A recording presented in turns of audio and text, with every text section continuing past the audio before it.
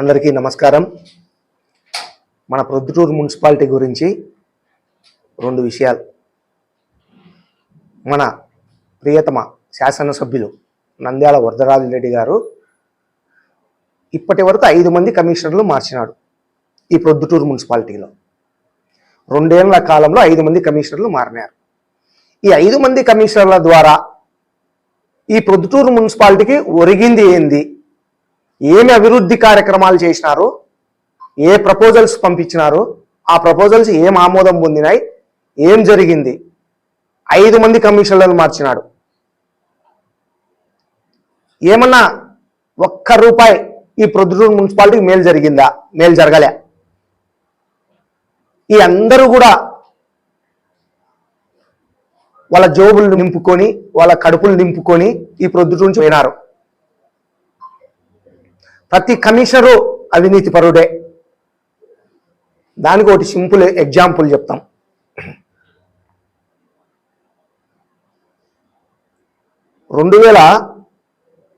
పూజా international school Rajareddy అనే అతను murder జరిగింది 2023లో 8వ నెలలో జరిగితే ఆస్తుల కోసమో ఏదో వాళ్ళ ఇంటర్నల్ సమస్యలతో ఆ మర్డర్ జరిగిన క్రమంలో ఒక ఆస్తి రాజారెడ్డి వాళ్ళ పేరుతో ఉన్నది. ఎక్కడంటే కొవ్వూరు గ్యారేజ్ ఉంది కదా, కొవ్వూరు గ్యారేజ్లో పూజా ఇంటర్నేషనల్ స్కూల్ అనేది ఒకటి ఉంది. 1 ఎకరా 60 సెంట్లు స్థలంలో ఉంది. అతను చనిపోయేసరికి రాజారెడ్డి పేరుతో ఉంది.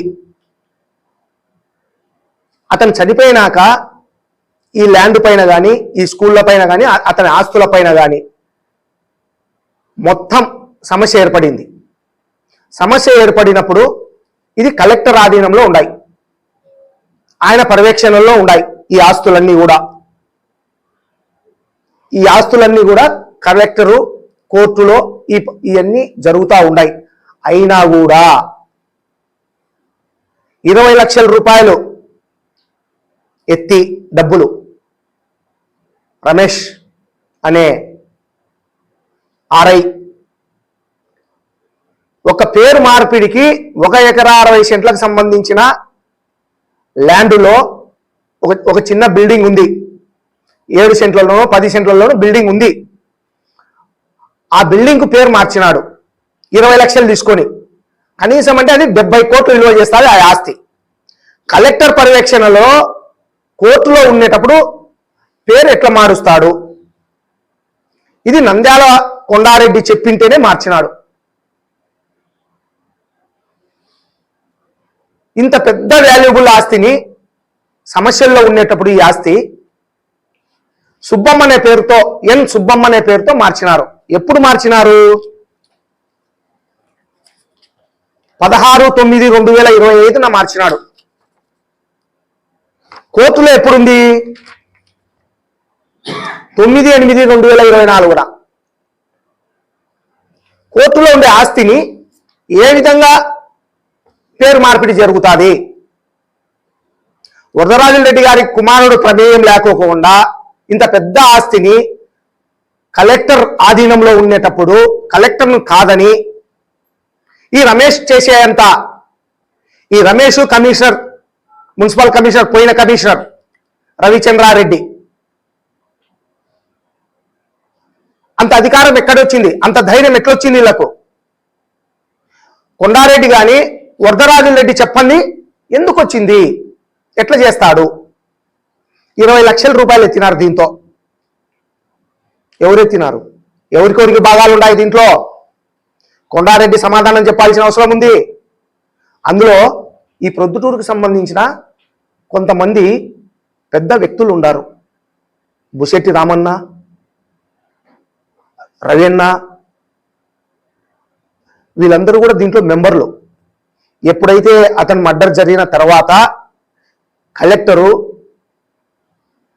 దీని మెంబర్లుగా వేసినాడు వీళ్ళందరినీ, పెద్దోళ్ళను.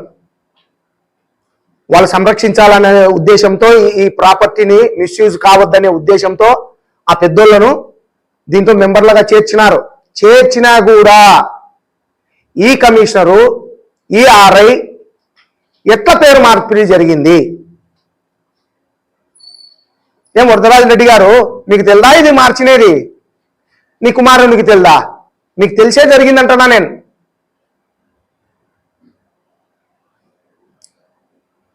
ప్రొద్దుటూరు అందరికీ తెలుసు. పూజా ఇంటర్నేషనల్ స్కూల్ రాజారెడ్డి మర్డర్ జరిగింది. ఆ ఆస్తులన్నీ కూడా తక్రారులో ఉన్నాయి. ఇవన్నీ కలెక్టర్ పర్యవేక్షణలో అతని ఆధీనంలో జరుగుతూ ఉన్నాయి. ఆర్డీఓ గారు కానీ, కలెక్టరు, ఎంఆర్ఓ వీళ్ళందరూ కూడా దానిపైన నెలకు ఒకసారో 2 నెలలకు ఒకసారో పర్యవేక్షణలో ఉన్నారు. అటువంటి టైంలో కూడా వీళ్ళు మార్చినారు చూడు, 20 లక్షల రూపాయలు ఎత్తి.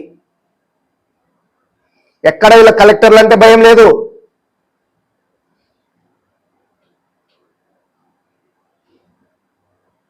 ఈ విధంగా ఆస్తుల పేర్లే మార్పిడి జరుగుతూ ఉంటే సామాన్యులై ఎందుకు మార్చరు ఎమ్మెల్యే గారు? మీరు తెచ్చుకునే కమిషనర్లు, మీరు తెచ్చుకునే ఆర్ఐలు ఈ విధంగా ఉండారు ఈ ప్రొద్దుటూరు పట్టణంలో. నువ్వే చెప్పినా అవినీతి విపరీతంగా ఉందని. ఇప్పుడు మేము ఎవరిపైన దాడి చేయాలా?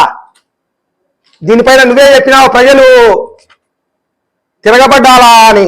ఎవరి మీద తిరగబడాలా ఇప్పుడు? మీ పైన, కమిషనర్ మీదనా? ఎవరి మీద మేము తిరగబడాలా ఎమ్మెల్యే గారు? ఇంకొకటి, ఈ ఆర్ఐ కమిషనర్ కలిసి, పాత కమిషనర్ నాకు కొత్త ఆయన తెలియదు, అది కూడా వస్తుంది తొందరలో చెప్తా. మున్సిపల్ మార్కెట్కు సంబంధించి డైలీ కలెక్షన్ ఆర్ఐ సమక్షంలో జరుగుతూ ఉంది. అది కలెక్షన్ రాబట్టడం, కొన్ని రోజుల రూపాయలు కలెక్షన్ రాబట్టి అతను సొంతంగా వాడుకున్నాడు, మున్సిపాలిటీకి జమ చేయలే.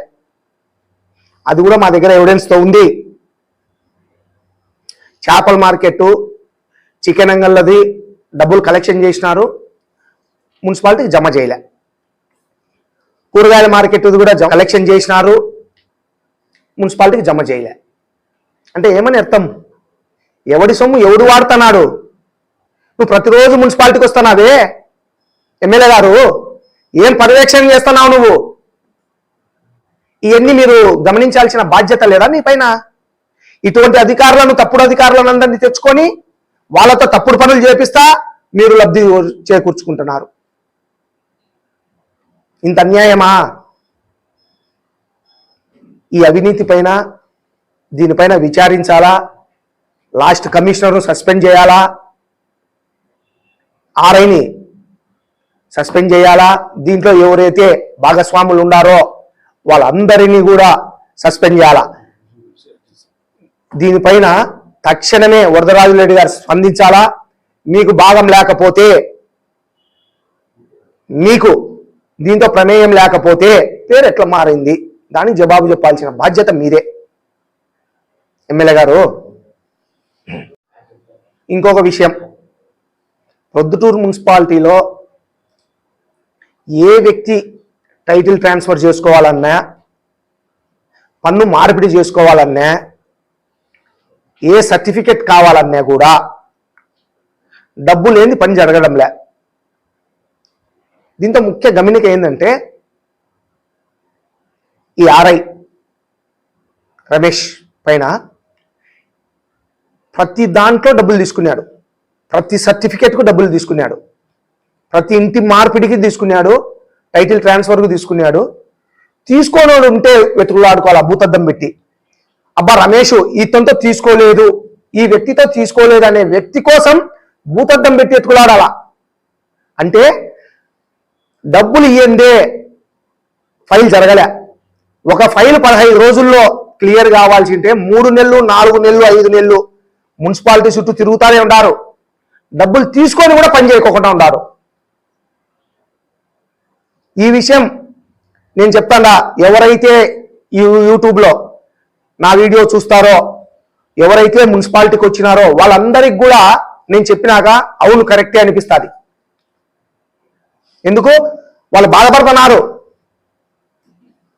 మేము ఫోన్లు చేసి చెప్పినా చేయడు, డబ్బులు కావాలా. 3 నెలలు 4 నెలలు 5 నెలలు ఇంత త్రిమింగళ మీ ఆర్ఐ కమిషనరు.